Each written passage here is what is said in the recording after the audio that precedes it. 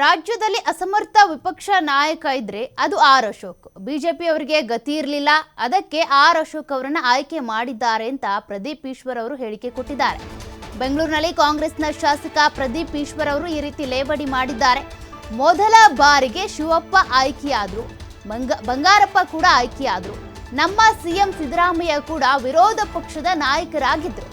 ನಮ್ಮ ಪಕ್ಷದ ಆಂತರಿಕ ವಿಚಾರ ನಾವು ಬಗೆಹರಿಸ್ಕೊಳ್ತೀವಿ, ನಿಮ್ಗೆ ಯಾಕೆ ಅಷ್ಟೊಂದು ತೆವಲು ಅಂತ ಆರ್ ಅಶೋಕ್ ಅವರ ವಿರುದ್ಧ ಕಿಡಿಕಾರಿದ್ದಾರೆ ಕಾಂಗ್ರೆಸ್ನ ಶಾಸಕರಾಗಿರುವಂತಹ ಪ್ರದೀಪ್ ಈಶ್ವರ್ ಅವರು.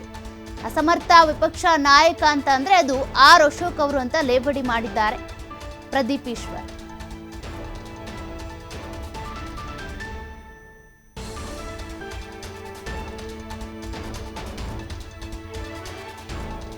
ಇತ್ತೀಚಿನ ದಿನಗಳಲ್ಲಿ ಕೆಲವು ಬೆಳವಣಿಗೆಗಳಾಗ್ತಿದೆ. ನನಗನ್ಸಿದ್ದು ಕರ್ನಾಟಕದಲ್ಲಿ ಮೋಸ್ಟ್ ಇನ್ಎಫಿಷಿಯಂಟ್ ಅಸಮರ್ಥ ವಿರೋಧ ಪಕ್ಷದ ನಾಯಕರು ಯಾರಾದರೂ ಇದ್ದರೆ ಅದು ಆರ್ ಅಶೋಕ್ರವರು.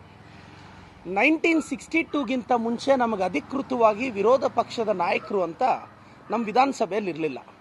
ಮೊದಲ ಬಾರಿಗೆ ಶಿವಪ್ಪನವರು ಆಯ್ಕೆಯಾದರು, ನಂತರ ಸಿದ್ದು-ವೀರೇನವರು, ಮತ್ತು ದೇವೇಗೌಡ ಸಾಹೇಬರು, SR ಬೊಮ್ಮಾಯಿ ಸಾಹೇಬರು, ಬಂಗಾರಪ್ಪ ಸಾಹೇಬರು ಮತ್ತು ನಮ್ಮ ಸಿದ್ದರಾಮಯ್ಯ ಸಾಹೇಬರು, ಇವರೆಲ್ಲರೂ ವಿರೋಧ ಪಕ್ಷದ ನಾಯಕದ ಸ್ಥಾನವನ್ನು ಯಶಸ್ವಿಯಾಗಿ ನಿಭಾಯಿಸಿದವರು. ಆದರೆ ಮೋಸ್ಟ್ಲಿ BJP ಅವ್ರಿಗೆ ಗತಿ ಇರಲಿಲ್ಲ ಅನಿಸುತ್ತೆ. ಮೋಸ್ಟ್ಲಿ ಅಂಥ ನಾಯಕ ಇರಲಿಲ್ವೇನೋ ಅನಿಸುತ್ತೆ. ಆರ್ ಅಶೋಕ್ ಅವ್ರನ್ನ ಆಯ್ಕೆ ಮಾಡಿದ್ದಾರೆ.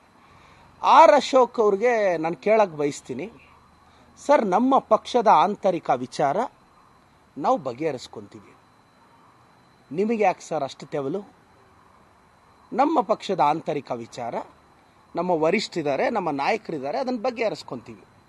ವಿರೋಧ ಪಕ್ಷದ ನಾಯಕರು ಇಶ್ಯೂಸ್ ಮೇಲೆ ಮಾತಾಡಬೇಕು. ನಿನ್ನೆ ಎಲ್ಲೋ ಮಾತಾಡ್ತಾರೆ, ಯಾರು ಅರ್ಜಿ ಕೊಟ್ಟಿದ್ರು ಇವರಿಗೆ ಹಾಲಿನ ದರ ಹೆಚ್ಚಿಸೋದಿಕ್ಕೆ ಅಂತ. ಅಲ್ಲ, ಮುಖ್ಯಮಂತ್ರಿ ಸ್ಥಾನದಲ್ಲಿರೋರು ಯಾರಾದರೂ ಅರ್ಜಿ ಕೊಡೋರ್ಗೂ ವೆಯ್ಟ್ ಮಾಡ್ತಾ ಕೂರ್ಬೇಕಾ? ಇವತ್ತು ಕೋಲಾರ ಚಿಕ್ಕಬಳ್ಳಾಪುರದಲ್ಲಿ ಹಾಲಿನ ಉತ್ಪಾದನೆ ಕಳೆದ ವರ್ಷಕ್ಕಿಂತ 15% ಹೆಚ್ಚಾಗಿದೆ. ನಾವು ರೈತರಿಗೆ ಹಾಲನ್ನು ವಾಪಸ್ ತಗೊಂಡೋಗಿ ಅಂತ ಹೇಳೋಕ್ಕಾಗಲ್ಲ. ಸೊ ಸ್ಟ್ರಾಟಜಿಕ್ ಡಿಸಿಷನ್ ಏನಾಗಿತ್ತು, ಓಕೆ, ಒಂದು 50 ml ಜಾಸ್ತಿ ಮಾಡಿ ಅದಕ್ಕೆ ತಕ್ಕಂತೆ ಒಂದು ₹2 ಜಾಸ್ತಿ ಮಾಡೋಣ ಅಂತಷ್ಟೇ. ಸೊ ಅದರಲ್ಲೊಂದು ಲಾಜಿಕ್ನ ತಾವು ಗಮನಿಸಲಿಲ್ಲ. ಯಾಕೆಂದರೆ ಕೋಲಾರ ಚಿಕ್ಕಬಳ್ಳಾಪುರದ ರೈತರ ಕಷ್ಟ ನಿಮಗೆಲ್ಲ ಅರ್ಥ ಆಗಬೇಕು ಆರ್ ಅಶೋಕ್ರವರೇ. ಮತ್ತು ಆರ್ ಅಶೋಕ್ರವರು ಅದೇನೋ 2-3 ಡೇಸ್ ಬ್ಯಾಕ್ ಹೇಳಿದ್ರು, ಒಂದು ವಿಕೆಟ್ನ ಉದುರಿಸಿದ್ದೀವಿ, ಇನ್ನೊಂದು ವಿಕೆಟ್ನ ಉದುರಿಸ್ತೀವಿ ಅಂತೀರ. ಆರ್ ಅಶೋಕ್ ಅವರೇ, ನಿಮ್ಮನ್ನು ಫೀಲ್ಡ್ಗಿಳಿಯೋಕ್ಕೆ ಬಿಡಲ್ಲ, ಅದೊಂದು ನೆನಪಿಟ್ಕೊಳ್ಳಿ. ಯಾಕೆ ಇದು ಮಾತಾಡ್ತಿದ್ದೀನಿ ಅಂದರೆ, ನನಗೆ ಭಾಳ ವಿರೋಧ ಪಕ್ಷದ ನಾಯಕರು ನಮ್ಮ ಪಕ್ಷದ ಯೋಜನೆಗಳನ್ನ ಕನ್ಸ್ಟ್ರಕ್ಟಿವ್ ಕ್ರಿಟಿಸಿಸಮ್ ಮಾಡಲಿ. ನಮ್ಮ ಪಕ್ಷದ ಆಂತರಿಕ ವಿಚಾರ ಅದು ನಾವು ಬಗೆಹರಿಸ್ಕೊತೀವಿ. ಇತ್ತೀಚಿನ ದಿನಗಳಲ್ಲಿ ಕೆಲವು ಬೆಳವಣಿಗೆಗಳಾಗ್ತಿದೆ.